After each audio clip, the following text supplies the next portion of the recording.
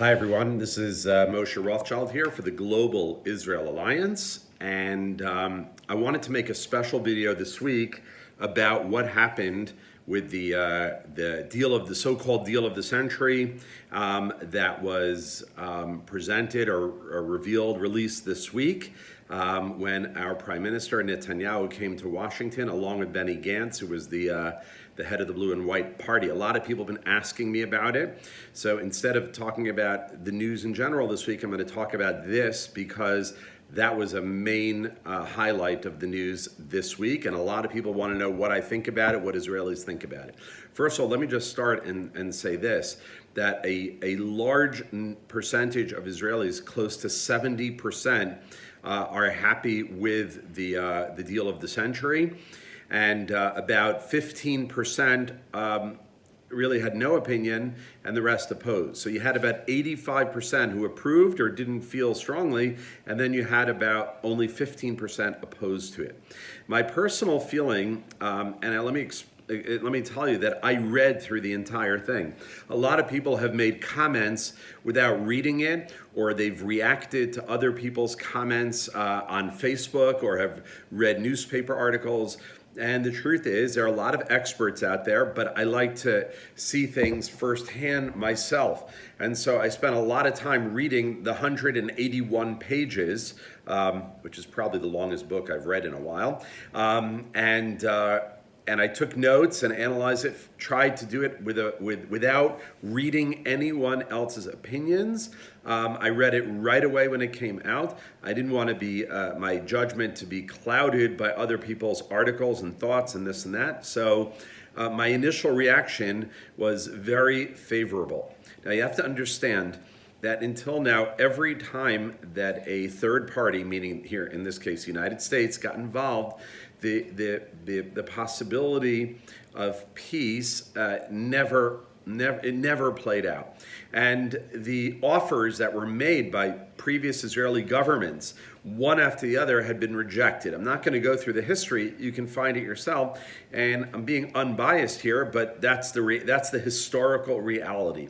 Israel in 2008 made an offer of almost 100% of the West Bank, and giving the Palestinians East Jerusalem as their capital, allowing even some refugees to return. It was an incredibly generous offer, one that the population was not really in favor of, but the Prime Minister offered that, and it was turned down. Of course, during the Clinton administration, another offer was made, and I think it was the year 2000, 2001, and that was turned down as well, and Bill Clinton writes about that in his book. So they just keep missing opportunities that were golden opportunities for the Palestinians, because they would not only get almost everything they wanted, but they had international support for this. Now, here's the thing: when Donald Trump presented the deal of the century, people were seeing everything in that context.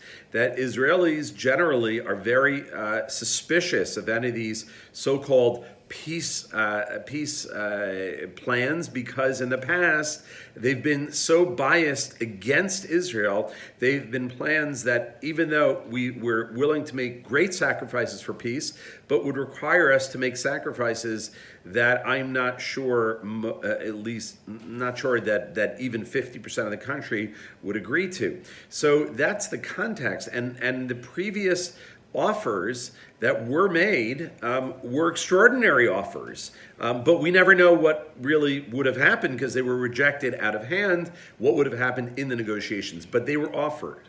And so with that background, Israelis are very concerned about this deal of the century. Was it going to be another one of these offers that we're going to be asked to make insane compromises that would not be possible? So, to my surprise, and to the surprise of many here, the deal of the century, I think, was quite good.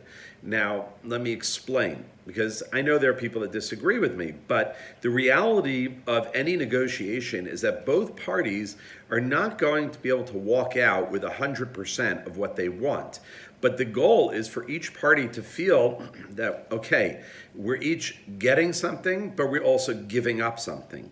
And the previous offers that Israel made, the population, right? We never got to discuss it because it was rejected, but the population said we're giving up too much and we're not really getting anything or getting much. But this one was different.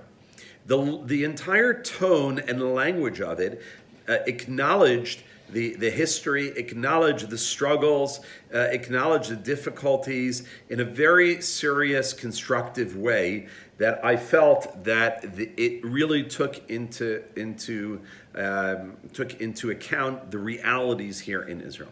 So when I read through it, I wrote down about 13 different things that I think were significant. I'm going to go through them quickly. I don't know if I'm going to do all of them.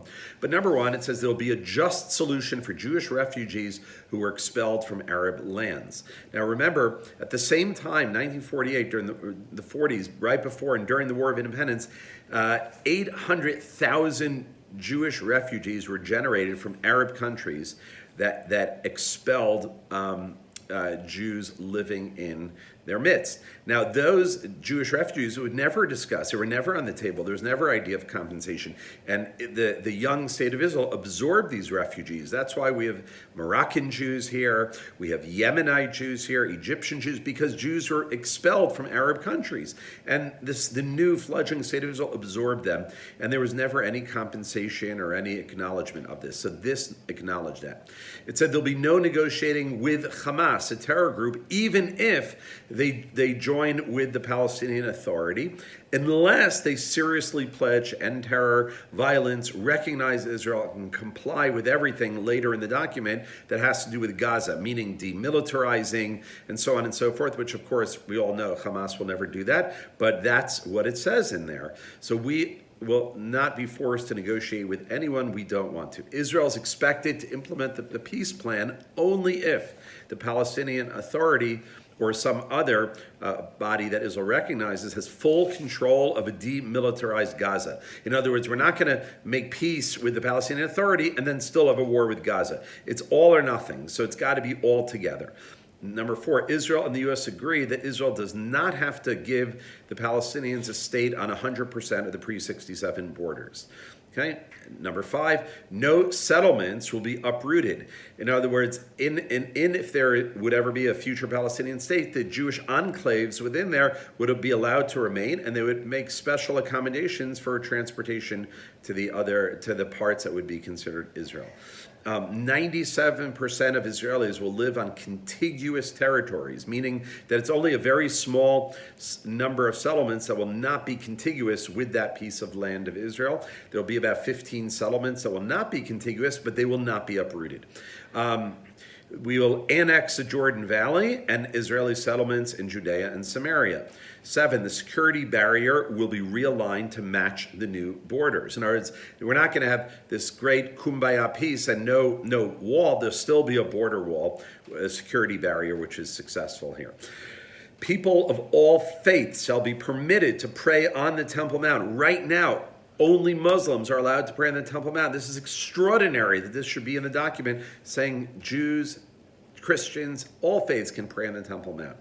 Number 9, Palestinian capital will be east and north of the security barrier, and Jerusalem will not be divided. So let me just explain. When it says the capital for a state of Palestine would be in East Jerusalem, it means there's a security barrier now in Jerusalem, and there's an Arab neighborhood called Abu Dis, and that is the area where the Palestinian capital would be, not like in East Jerusalem where the Mount of Olives is and so on and so forth, but over there. And I think that, to me, that would be acceptable. Jerusalem would remain united, and this is like a little east and north of Jerusalem. Israel would maintain overriding security responsibility if there was a state of Palestine, but we will control security, but they'll have their own internal security. During the peace negotiations, meaning this is the beginning, Israel will not build in areas not considered Israel on the new map.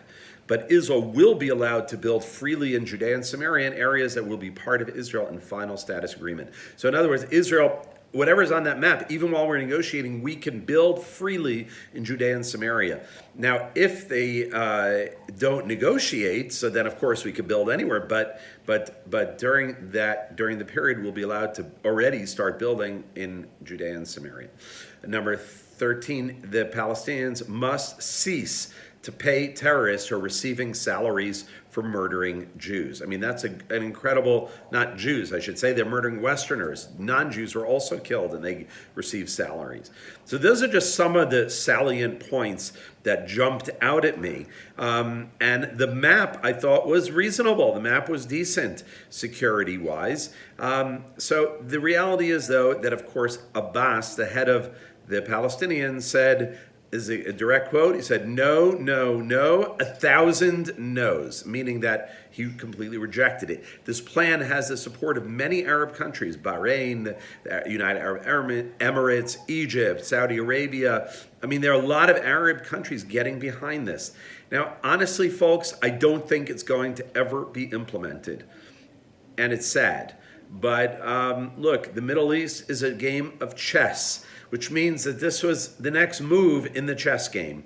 And I think even though it will be rejected, in my opinion, and it has been rejected and will continue to be rejected by the Palestinians, but it puts Israel in a good position because our government is willing to accept it. Once again, we're demonstrating to the world that we are willing to do anything for peace and make sacrifices for peace. Even though there are a lot of good things in here, there are a lot of things that are not, that I don't like.